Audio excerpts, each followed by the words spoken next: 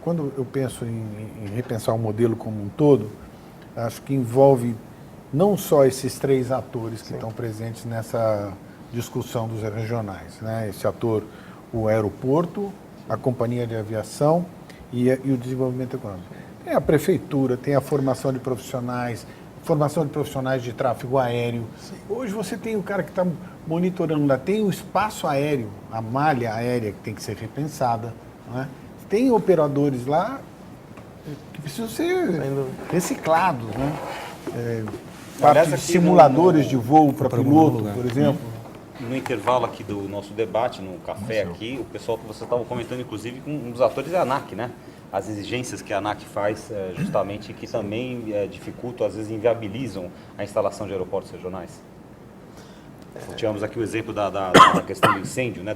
Dos caminhões para atender, a segurança das aeronaves. Como é que funciona essa questão? Essa aplicação da lei, né?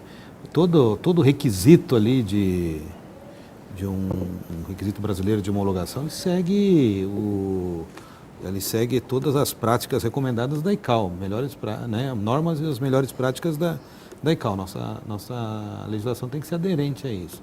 O problema é que por trás de cada requisito daquele tem um porquê, que não é aplicação do requisito pelo requisito, entendeu? Então a experiência, entendeu? O conhecimento faz com que você consiga aplicar aquilo de maneira a viabilizar e não a inviabilizar a atividade. Então esse aspecto é importante. Daí entra o capital humano, que a pessoa tem certeza, ela aplica, ela está fazendo uma auditoria, está verificando uma condição, e ela chega e fala, olha, se eu for ler o que está escrito aqui, né, mas aí você não precisa de um profissional, né? É só pôr no computador que ele diz sim ou não, passou ou não. Quando você tem um profissional bem preparado, ele sabe o porquê das coisas e fala, olha, essa condição, né, ela tem suporte nessa legislação sim, por causa disso, e aí, em vez de inviabilizar, você viabiliza. Então, isso aí depende, né, do nível, né, de experiência intelectual, né, e de formação dos profissionais que mexem com a aviação. Você falou bem, a parte de conhecimento que você falou, a importância do conhecimento, ela embute a experiência.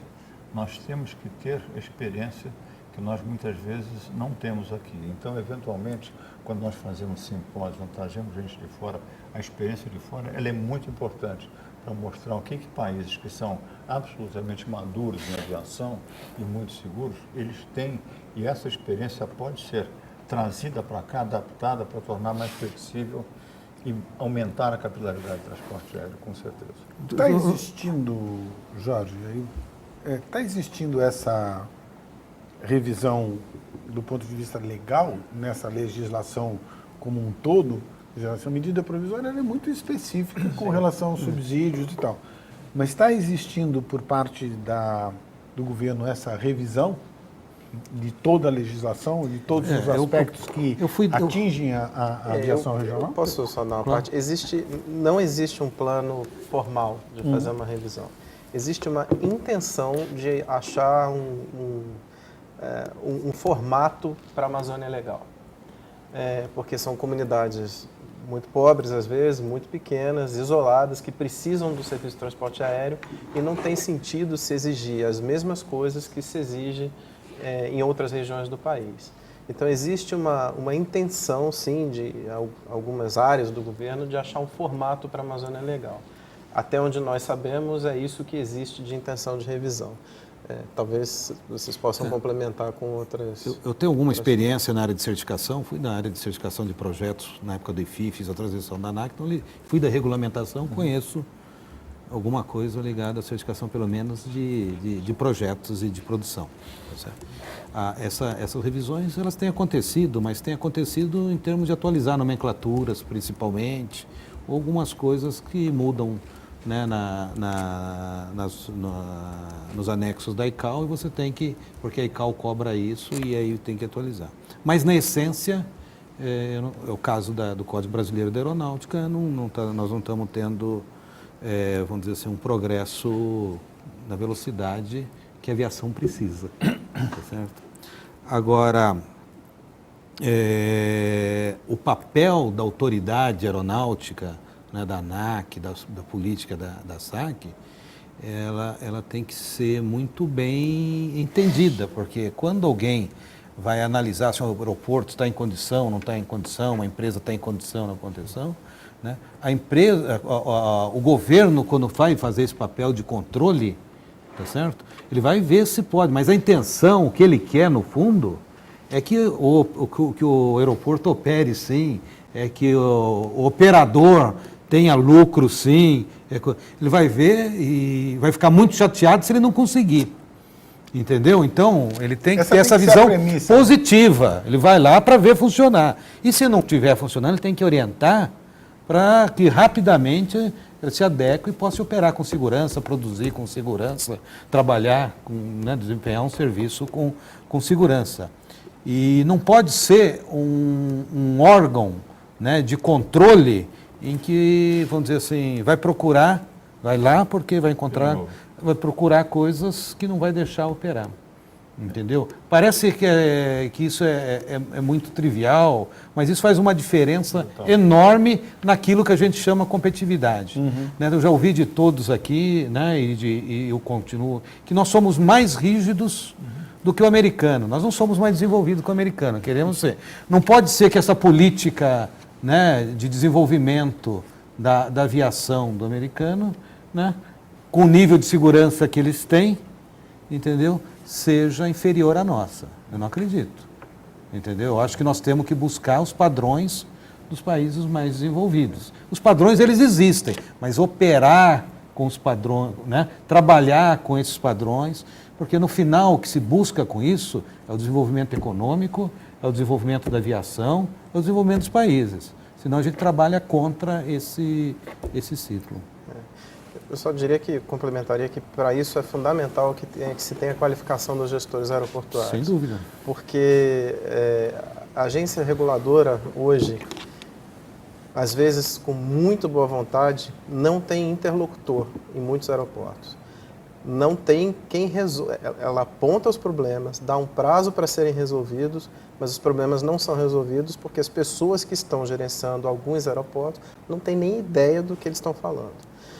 Isso é um problema seríssimo em aeroportos pequenos e alguns não tão pequenos, que precisa ser resolvida. Assim, a questão da qualificação do gestor aeroportuário é muito relevante, principalmente quando a gente fala da expansão de aeroportos regionais. Se não houver qualificação de gente para ser gestor desses aeroportos, não adianta. Esses aeroportos vão ser entregues e em algum momento vão deixar de serem usados porque não atendem mais as condições exigidas na legislação, mesmo que a legislação seja revista e seja até mais flexível.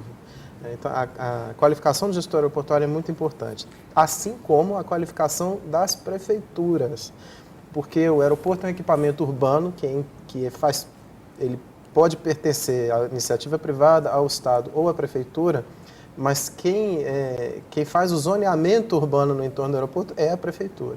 E tem inúmeros casos de aeroportos no Brasil que foram inutilizados por falta de um plano gestor da Prefeitura que deixou construções completamente inadequadas surgirem no entorno do aeroporto. Algumas removíveis, às vezes apenas uma antena de celular, então é mais fácil, mas muitas outras construções que não tem mais o que fazer. Tem que fechar o aeroporto e construir outro, um desperdício de recurso público enorme.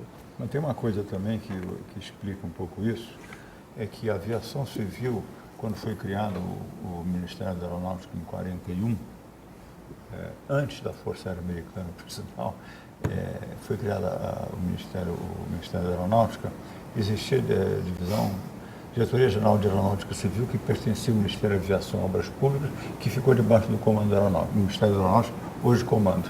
E a partir desse ponto houve uma centralização de uma forma tal que toda vez que você falava de aviação, você apontava ou para o Rio de Janeiro ou para Brasília. Então, esvaziou os estados. O DAESP em São Paulo é uma exceção, o DAERGS no Sul, o Departamento da Aeronáutica no Sul melhorou, mas enfim, está muito fraco. A Bahia tem um bom estado, tem um bom departamento, uma área aeroviária lá, assim como Minas tem, mas são exceções. E o que nós temos que fazer, o governo tem a obrigação de fazer, é aumentar essa capilaridade, não só do transporte aéreo, mas da consciência aeronáutica, aeroportuária.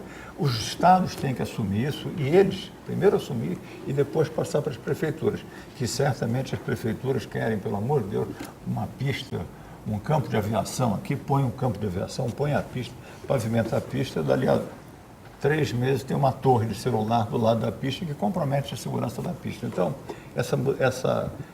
nós temos que mudar essa percepção. Essa percepção é uma percepção que não é uma coisa instantânea, mas ela tem que ter um processo de transferência de responsabilidade progressiva da União para os estados e para as prefeituras.